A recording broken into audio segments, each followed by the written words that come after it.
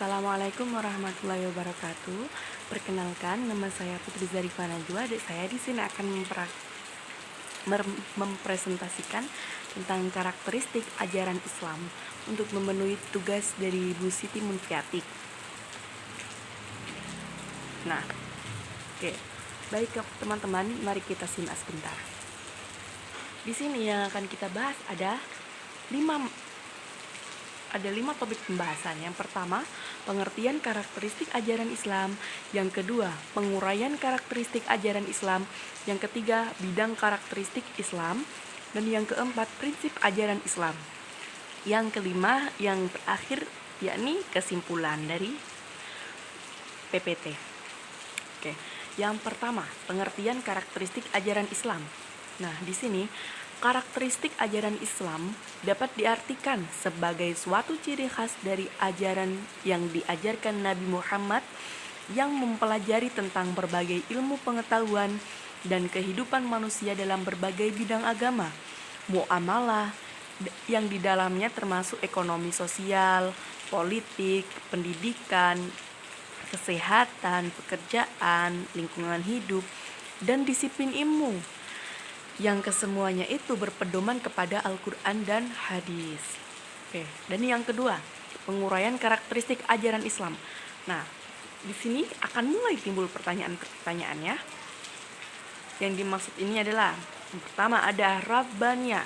Apa sih Rabbaniyah itu? Nah, di sini sudah tertuliskan. Rabbaniyah adalah ajarannya bersumber dari Allah Subhanahu wa taala, bukan dari manusia. Maksudnya ajaran itu yang murni bersumber dari Allah, bukan dari manusia. Dan yang kedua, insaniyah. Insaniyah adalah ajaran Islam memang Allah jadikan pedoman hidup bagi manusia yang sesuai dengan sifat dan unsur kemanusiaan. Dan yang ketiga, sumuliyah, bersifat universal atau mencakup semua aspek. Oke.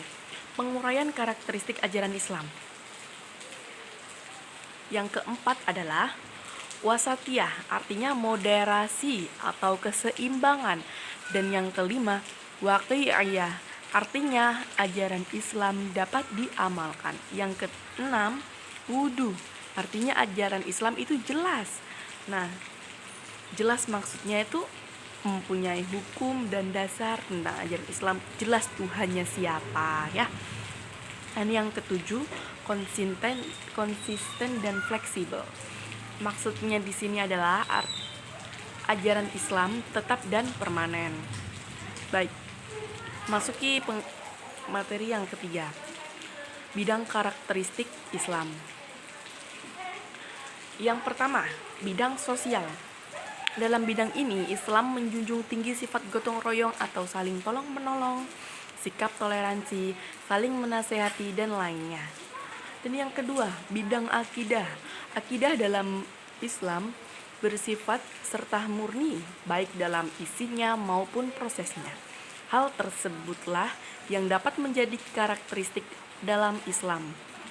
Akidah dalam Islam sendiri mencakup sebagaimana kita sebagai seorang muslim mempercayai bahwasanya Allah Subhanahu wa taala adalah Tuhan yang berhak disembah.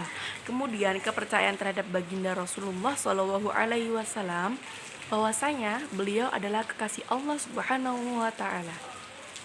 Yang ketiga, bidang ilmu dan kebudayaan. Nah, dan yang keempat, bidang pendidikan. Yang kelima, bidang ibadah. Yang keenam, bidang ekonomi. Yang ketujuh, bidang kesehatan. Dan yang kedelapan, bidang politik. Masuk pembahasan yang keempat, yakni prinsip ajaran Islam. Merupakan dasar atau asas yang dijadikan sebuah pedoman sandaran serta landasan dalam ajaran Islam. Ajaran Islam sebagai agama yang kuat dan kokoh memiliki prinsip yang bersumber dari Al-Quran dan hadis. Prinsip ajaran Islam. Yang pertama, sesuai dengan fitrah manusia. Dan yang kedua, prinsip keseimbangan.